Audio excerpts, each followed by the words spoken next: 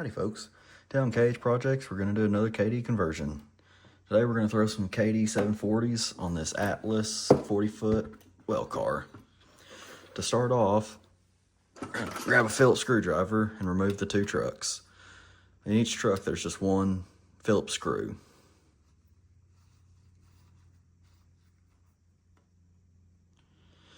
Once you get that screw out, set it off to the side so we don't lose it.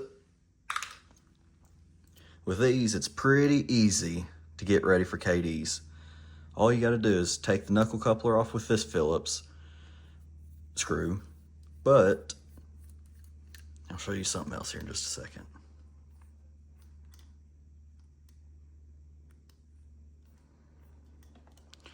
Kinda just gotta jimmy and wiggle that out of the way.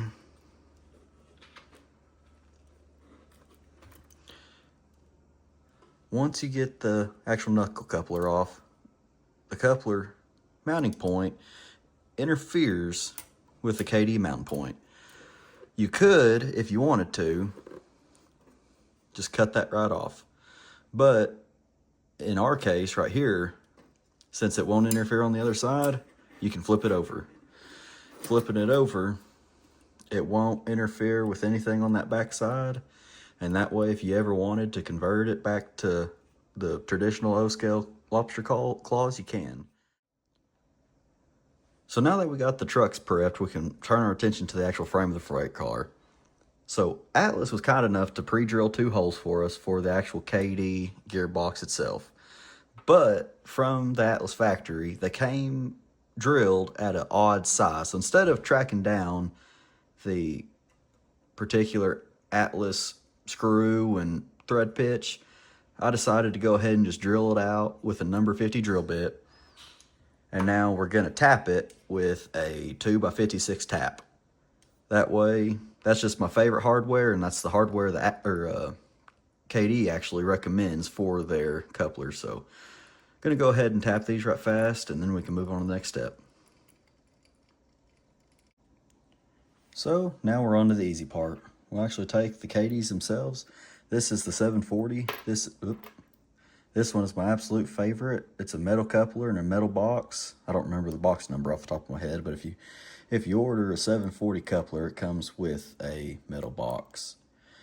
Now, just a little disclaimer, you're not supposed to use a metal draft box if you're attaching it to a metal freight car, just because if the coupler trip pin, or simulate the air hose on the real thing, if that comes in contact with the third rail, it'll arc out because the freight car itself is grounded through the truck. So, word of the wise, you probably want to use a plastic box, but I like the metal one better.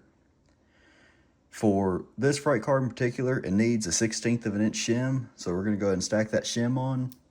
And now we still have my favorite 2x56 hardware. That is 3/8 of an inch long, I believe. Not too much sticking out, but you don't need just a whole lot whenever you're attaching to the actual freight car.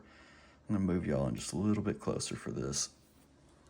So we'll just start that first screw, being very careful not to let that gearbox separate, because if it separates, that spring will go flying.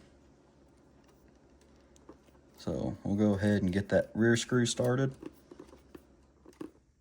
Being careful not to strip out our brand new threads. And then you have to be extremely careful not to over tighten this hardware, because if you over tighten it, the coupler itself won't have the range of movement that it needs. That's about all you want, is to be able to move the coupler around just about like that. If you tighten too much, you won't be able to move it all. So I'm gonna go ahead and get the next side done, and then we'll put it on the track, put the containers back on it, and check it on the hot gauge. All right, it's time to finish up now. And another handy tip, you might just want to glue these pins into the containers themselves so you don't lose them. Just a little dot of glue. That way they don't get lost. But we got it hooked up to the hot gauge. It couples just as easy as can be, and it's always a good idea to go ahead and check the height of the air hose. Make sure it's not too low either. But that's gonna wrap this one up. Thank you all for sticking around this long, listening to me babble on, and hope you all have a blessed day and tune in for the next one. Thank you.